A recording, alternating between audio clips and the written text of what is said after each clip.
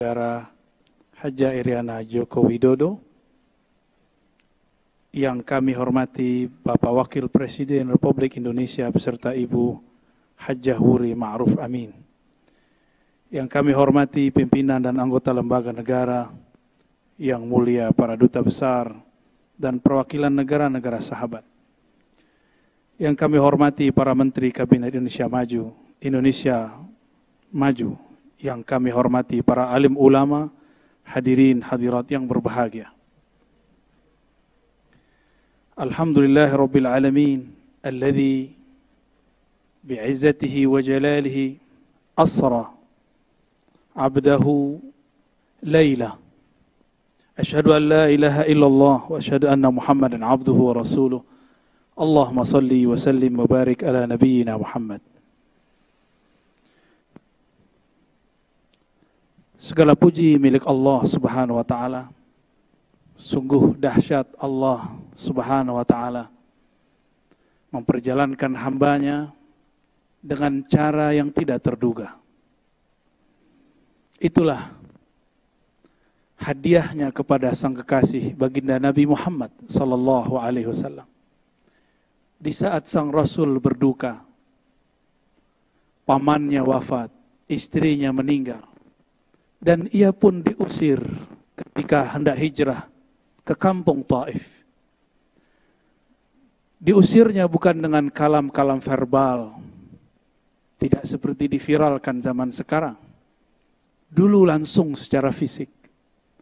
Seperti yang kita sudah maklum, baginda Rasul sallallahu alaihi wasallam diusir dengan cara dilempar dengan kotoran-kotoran binatang, dengan kerikil-kerikil yang tajam. Sembari sumpah serapah mereka katakan majnun, orang gila, mashhur, orang yang tersihir, dan lain sebagainya. Tapi baginda Rasulullah SAW, beliau hanya diam. Tiba-tiba Sayyidina Jibril alaihissalam datang. Ya Muhammad, maukah engkau aku tawarkan bantuan? Bantuan apakah yang ditawarkan Sayyidina Jibril? Ternyata Sayyidina Jibril menawarkan untuk menghancurkan penduduk Taif. Apa jawaban baginda Nabi Muhammad sallallahu alaihi wasallam? La, fa innahum la ya'lamun. Mereka tidak faham yang aku maksudkan. Semoga semangat ini ada pada pemimpin negeri ini, ada pada ulama-ulama di negeri ini, sehingga mampu mengislah, memperbaiki mana yang rusak dan terpecah. Sallallahu alaihi wasallam, meskipun beliau secara umur biologis hanya 63 tahun, tapi secara keruhanian lebih tua daripada Sayyidina Adam, lebih tua daripada Sayyidina Nuh. Nabiuna Nuh alaihi salatu wassalam, ketika beliau sudah lebih dari 900 tahun berdakwah, mendidik umat, lelah juga rasanya. Akhirnya beliau mengatakan, ya Allah, jika engkau membiarkan generasi mereka hidup, maka generasi setelahnya akan lebih kufur dari kelompok ini, dari generasi ini. Maka hancurkan saja ya Allah. Inilah ujian Sayyidina Nuh yang membuat beliau tidak lebih mulia dari Sayyidina Nabi SAW. Bayangkan, sudah setua itu, tapi kalah dewasa, kalah salamatus sadr dengan baginda Nabi Muhammad yang hanya berumur 63 tahun. Sallallahu alaihi wasallam. Bapak Wakil Presiden dan hadirin yang kami hormati. Kalau boleh saya jujur, saya ini dulu tidak memilih Bapak Presiden, Wakil Presiden. Ya. Saya memilih mencoblos yang sekarang sudah jadi menteri. Ketika berita di mana-mana menyebutkan yang saya coblos mau jadi menteri, dalam hati merenung dalam, antara kesal tapi juga bertanya-tanya, apakah hati dia lebih bening daripada hati saya yang kata orang saya di Ustadz dan Buya? Apakah hati dia lebih salamah, lebih terbebas dari dendam dan kesal daripada saya yang katanya memimpin tarekat dan zikir? Ternyata disitulah jawabannya. Nabi SAW berdoa, Allahumma inni as'aluka salamatas sadr. Ya Allah, aku memohon kepadamu salamah, terbebasnya kebencian-kebencian dan dendam, kekesalan dari dalam dada. Ditambah lagi di semua kitab-kitab Ahlus Sunnah yang menjadi panutan mayoritas umat Islam di Indonesia. Di situ ada kalimat kewajiban mendoakan para pemimpin. Wa in jara, meskipun dikabarkan dia zalim, meskipun dikabarkan tidak disukai, maka wajib mendoakannya. Ditambah lagi Imam Sya'rani mengatakan dalam kitab Al-Bahrul Mawrud, ma ra'aitu ahadan minas sufiyah anqara alal umara illa qalilan. Aku tidak melihat ulama-ulama ahli qalbu, ahli ma'rifat, yang biasa kita kenal dengan sufi, bertarekat, kecuali mereka sedikit sekali ingkar kepada ulama dan umara. Justru mereka mendoakannya dari dalam hatinya, dalam khalwatnya, dalam kesendiriannya. Karena yang dia fikirkan adalah masalihul ummah, kemaslahatan umat, bukan emosi berpolitik semata. Semoga pemimpin-pemimpin negeri ini diberikan salamatus sadar. Terima kasih sudah merawat negeri ini. Semoga Allah membersamai pemimpin kita, ulama-ulama kita. Amin ya rabbal alamin. Bapak Wakil Presiden dan hadirin yang kami hormati, kisah Isra Mi'raj sudah banyak diceritakan. Tapi karena memori manusia pendek, apa salahnya kita mengulang sedikit. Namun kami mengambil menarik jauh-jauh ke masa sebelum Nabi Yuna Adam dicipta. Dulu sebelum bangsa Adam, Bani Adam dicipta, sudah ada satu klan yang disebut klan api, Banu Lijan.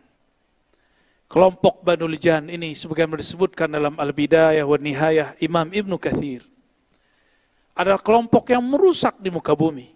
Akhirnya Allah mengkiamatkan kiamat pertama untuk mereka dengan menurunkan meteor, menghabisi mereka. Bangsa api dihabisi dengan batu api. Jadi cerita ini bukanlah dongengan Darwin, cuma sayangnya Darwin agak cocok logi.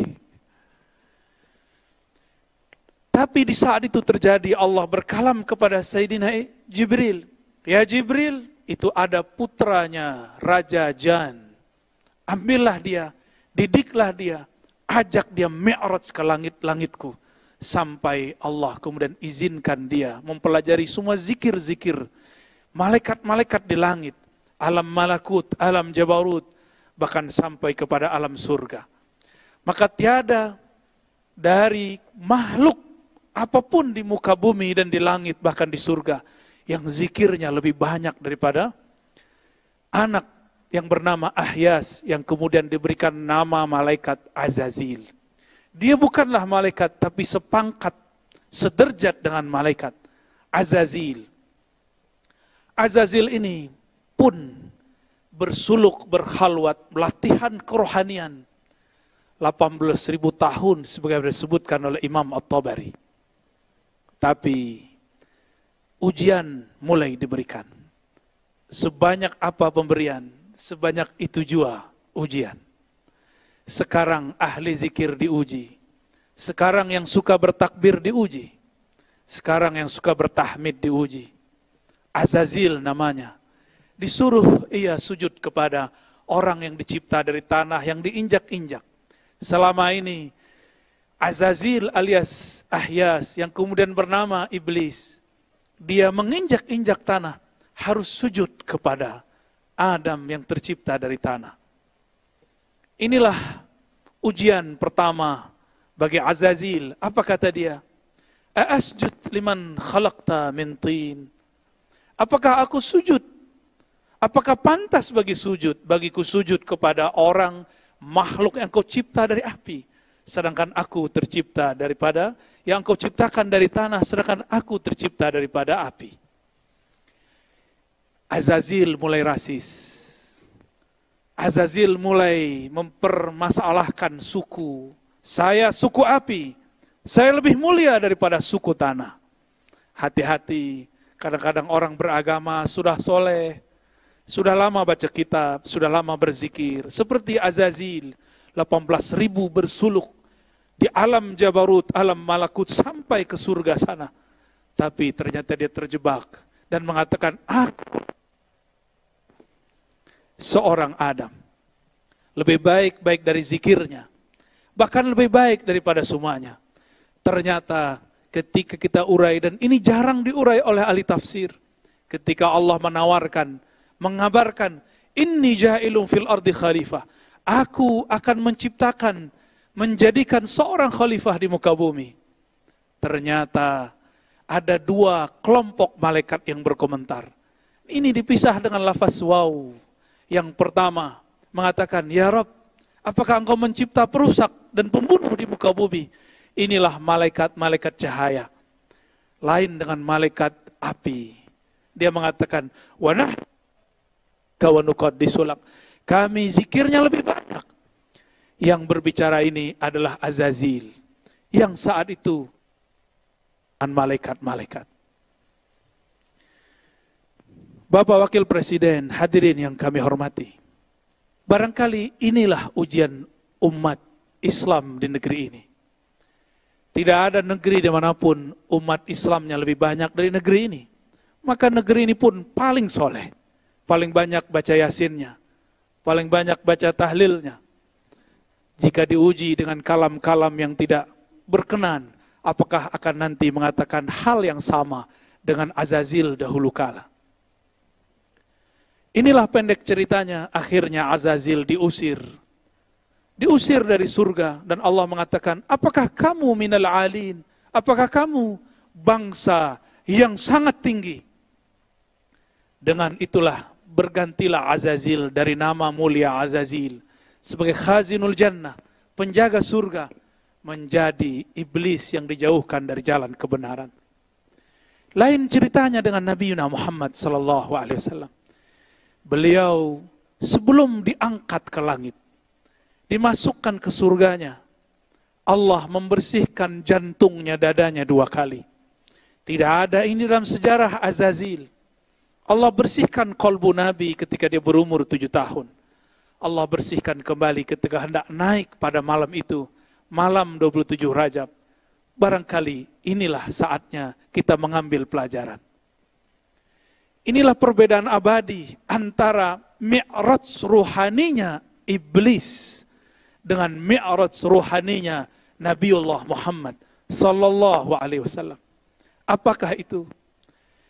Azazil spiritualnya dinaikkan tapi belum dibersihkan jiwanya. Sedangkan Nabi Muhammad sallallahu alaihi wasallam sebelum dinaikkan, nafsiyahnya, keegoannya dibersihkan. Maka bertambah pengalamannya, bertambah kekayaan rohaninya, tidak bertambah sombongnya. Maka jika hendak memajukan negeri ini, jika hendak ingin meningkatkan negeri ini, mari kita bersihkan kolbu ini dari semua kebencian. Mulai malam ini, tidurlah dalam cinta. Cinta Allah subhanahu wa ta'ala. Bukankah Allah sering menyindir kita dengan bismillahnya, bismillahirrahmanirrahim. Kalau orang dulu menyebut, kok Allah cerewet sekali, kok diulang-ulang kata Rahman dan kata Rahim. Tiada lain, tiada bukan, supaya kita mengambil pelajaran dari sana.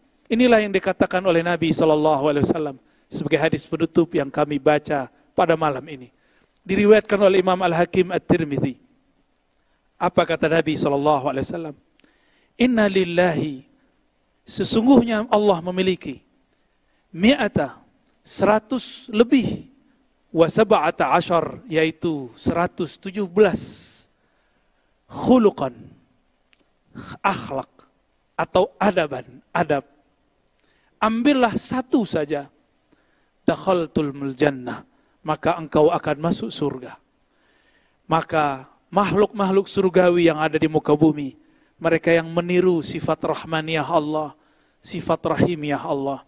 Sedangkan makhluk tubuhnya manusia, di dalamnya adalah iblis, penuh kebencian, penuh kesombongan, walaupun berjubahkan jubah alim ulama, walaupun dia berpakaian pakaian orang soleh, tapi jika di hatinya ada perasaan ana khairum minhu, aku lebih suci, aku lebih baik, aku lebih berhak, maka hati-hati, itulah syayatinul insi, itulah syaitannya manusia. Semoga negeri ini, umaranya, ulamanya, orang-orang yang bertugas di negeri ini dan rakyatnya, Allah bersihkan kolbunya dari kebencian-kebencian dan kesombongan. Semoga Allah memberikan nur mi'rajnya kepada kita semua. Semoga Allah merahmati kami yang berbicara dan kita yang hadir mendengarkan. Wa sallallahu ala sayyidil mursalin, Sayyidina Ahmad, Sayyidina Muhammad, wa ala alihi wal mahdi khalifatihi wa sallim. Assalamualaikum warahmatullahi wabarakatuh.